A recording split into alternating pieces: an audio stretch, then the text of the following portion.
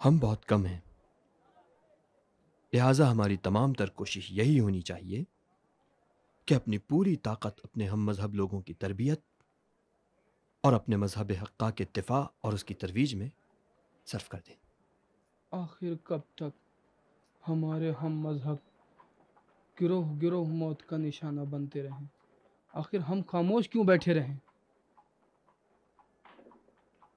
میرا تو یہ ایمان ہے بھائیوں کہ اس پرآشوب زمانے میں طرح طرح کی مصیبتیں جھیل کر ثابت قدم رہنا ہی خود ایک بہت بڑی عبادت ہے۔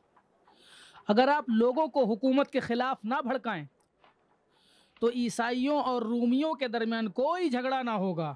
کیا ہمارے آقا عیسیٰ مسیح نے ہم کو ظالم کی اطاعت سے منع نہیں کیا؟ آپ کو یہ حق نہیں ہے کہ بلا وجہ سے لوگوں کی جان خطرے میں ڈالیں۔ قدرت خدا کی ہے، وہ جس کو بھی چاہے گا عطا کرے گا۔ بس کوئی بھی طاقتور نہیں ہے کہ جس نے اپنے اقتدار کو خدا سے حاصل نہ کیا ہو۔ خداوند اپنی قدرت کو اپنے صالح بندوں اور پیغمبروں کو عطا کرتا ہے۔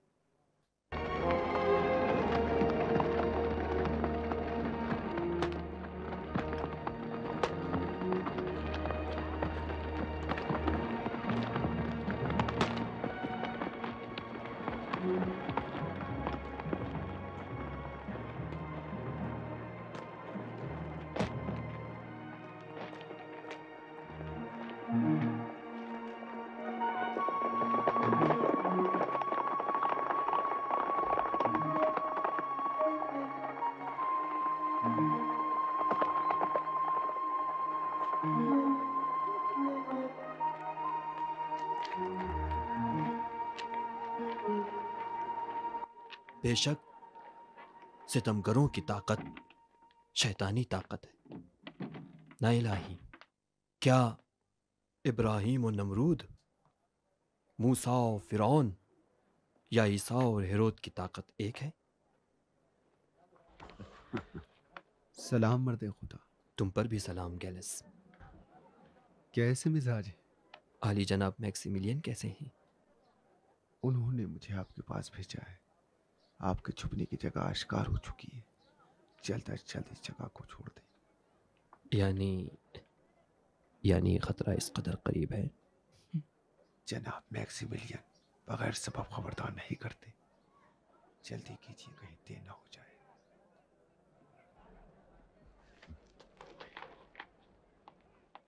بہت خوب، آپ چلیں، میں خود ہی آ جاؤں گا۔ پہلے ان لوگوں کو ودا کر لوں۔ ان سے کہیے احتیاط سے جائیں، ممکن ہے نگرانی کی جا رہی ہو۔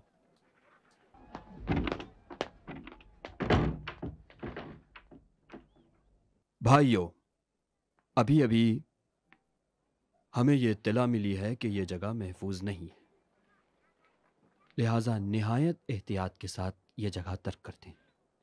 3 روز بعد شہر کے باہر والے قبرستان میں پھر ملیں گے۔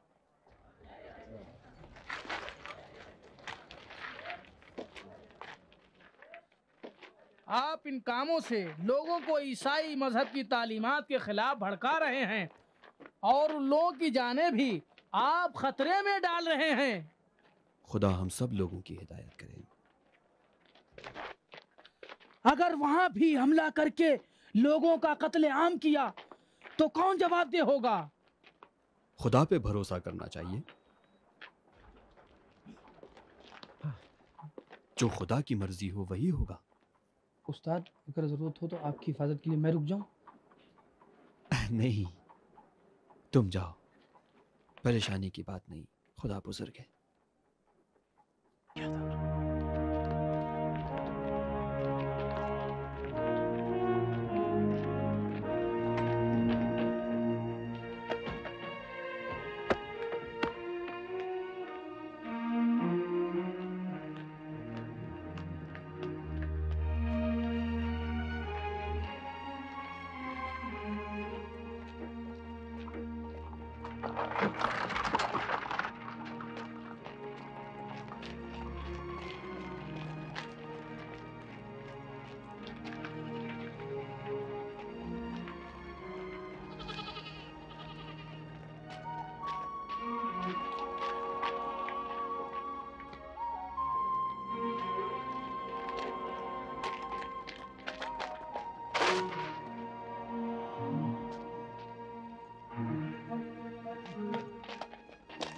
تو یہاں